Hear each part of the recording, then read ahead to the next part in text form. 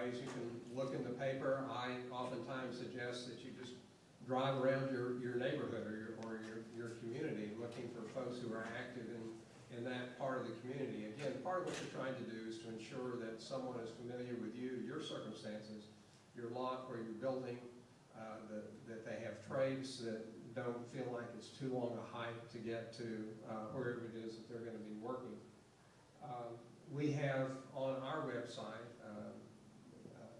which is www.hbaaustin.com, a list of members, and we have a booth outside immediately outside of here is booth number 6, where we have a list of those of our member firms who have said, yes, we would like to do work in Bastrop in conjunction with this event.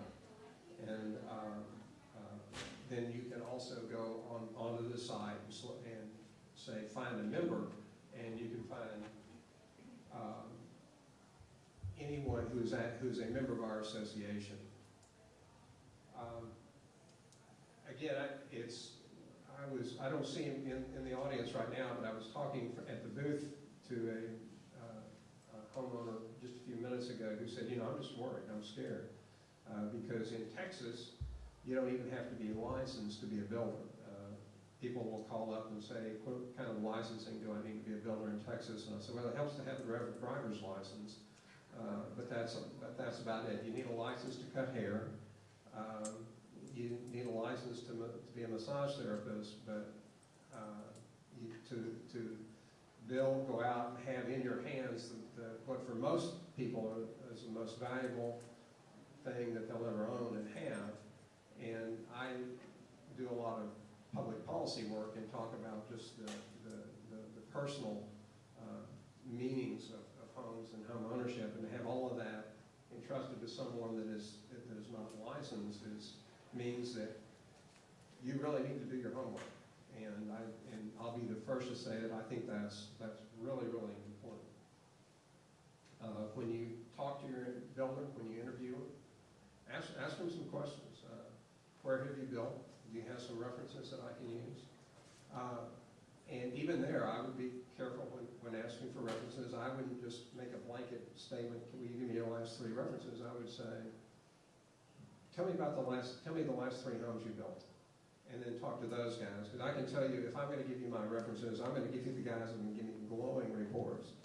And if I had a bad relationship with someone, I'm probably not going to give you that on my list.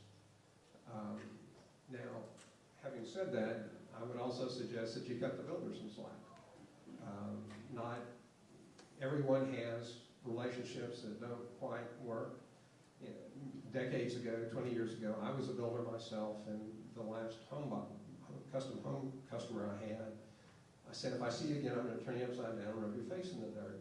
And that was about the time my wife said, I think customer relations are not your thing.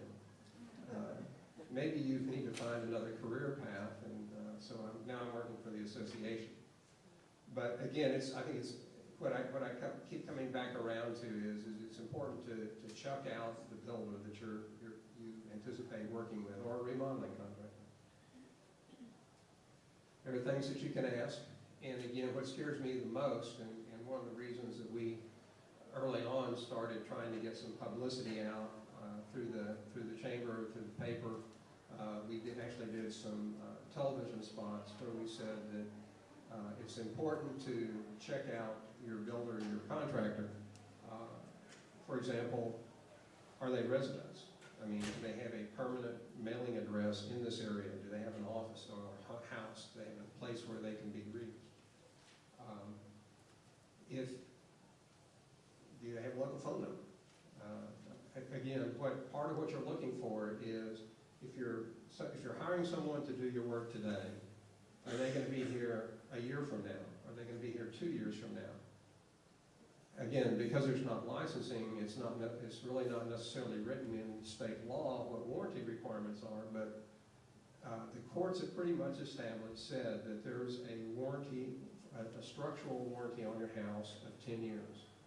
So that you're supposed to have a foundation and framing warranty 10 years. Again, you want to make sure that there's some way that you're protected if a year or 2 from now something goes wrong. Can you call and have it addressed? insurance is something that is,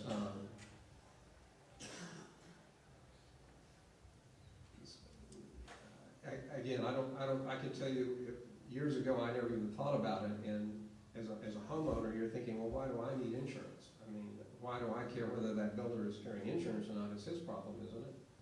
Well, maybe not. I mean, if there's a issue or a problem with your house, and someone is walking onto that site, and they are injured, if you have kids that are playing on your home site and they're injured, and that builder says, oh, sorry, I'm gone, I'm moving back to Louisiana, are they going to sue you? Well, that's why we encourage that you check with the builder to make sure that they're maintaining, for example, their own general liability insurance. Probably most important is builder's risk insurance. Believe it or not, when a house is under construction, I think is when it's most liable for additional fire damage. It's when you're most likely to have the house burn again, because it's when oftentimes there's no one there. There could be vandalism. We work hard to ensure, or try and make sure that nothing happens that can create a fire. But if a plumbing contractor is welding some pipe, and a piece of welding falls down into the insulation and nobody knows it, he puts water on it trying to make sure that it's all taken care of. I've actually had this happen to me, and 2 or 3 months down the road, all of a sudden it finally bursts into flame. You can have any number of oily rags. Again, you probably hear and read about in the news how painter left oily rags on the job site, and ultimately those resulted in spontaneous combustion.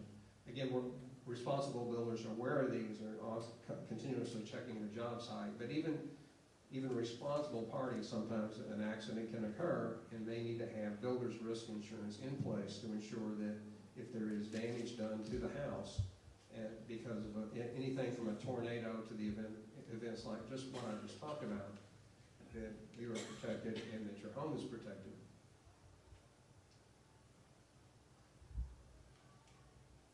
Again, I keep coming back and stressing the importance of a residence of permanence in the region.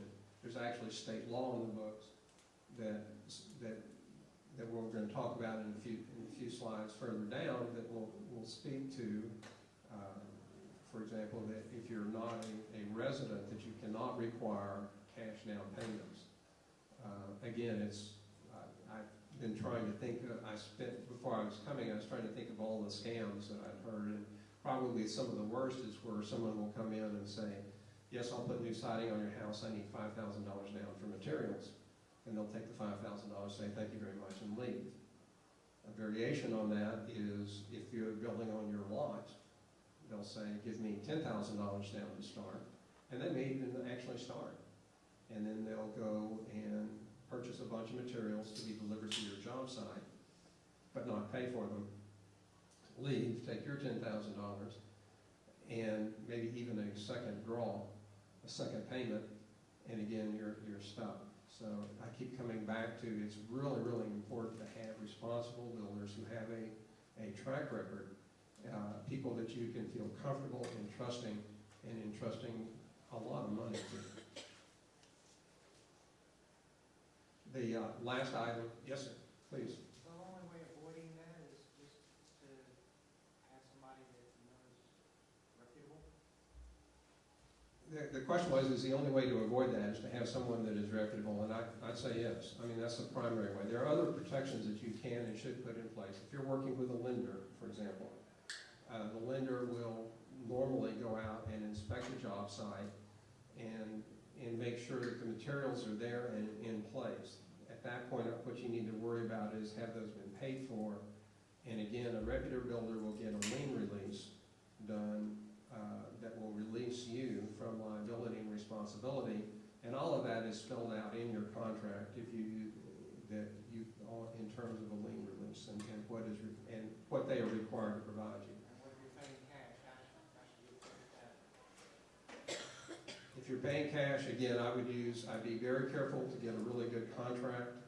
No disrespect to realtors in the room, but the standard just real estate contract that's promulgated by the Texas Real Estate Commission really doesn't give you the kinds of protections you need. Every contractor started out at some point. Everyone built their first home, and I did the same. And so I needed someone that entrusted me to go do that. Now they knew me, they knew my character, they knew that I lived there, they knew that I was going to live there, they knew that my kids went to school there, and that has some value. I can also tell you that just because you have been in business in the past doesn't necessarily mean that you'll always be in business. I mean, bad things happen to well-intended people, but there are laws in place that are really designed to protect you as a consumer. You just need to also be careful to ensure that you can take advantage of that. For example, that I mentioned a minute ago, and we'll talk about it in another slide. You're not, in the case of a natural disaster, a contractor is not allowed to require money up front unless they're a resident of the county or an adjacent county. Unfortunately, that's a civil complaint. So ultimately, you can't rely on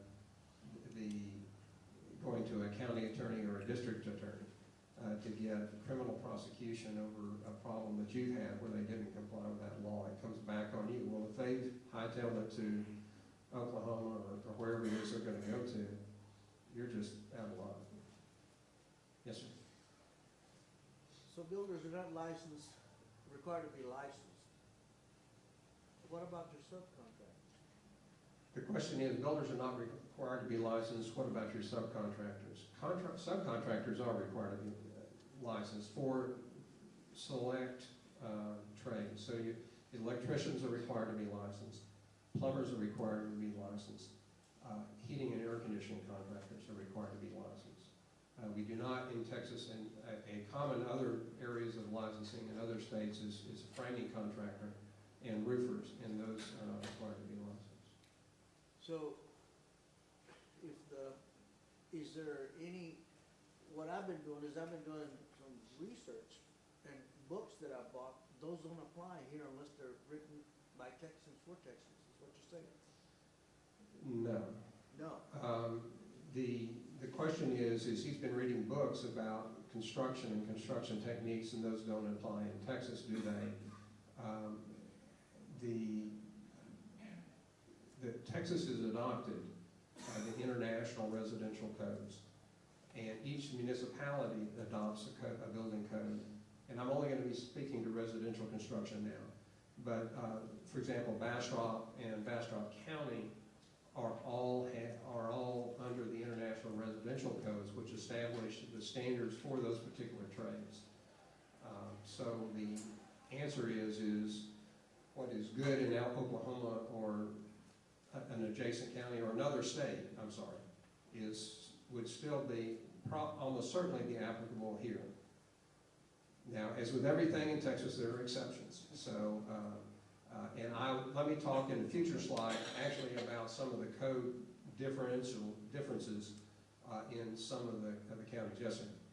If I have 2 or 3 people that are interested in building my residence, where can I go and talk to somebody about their reputation, or if they...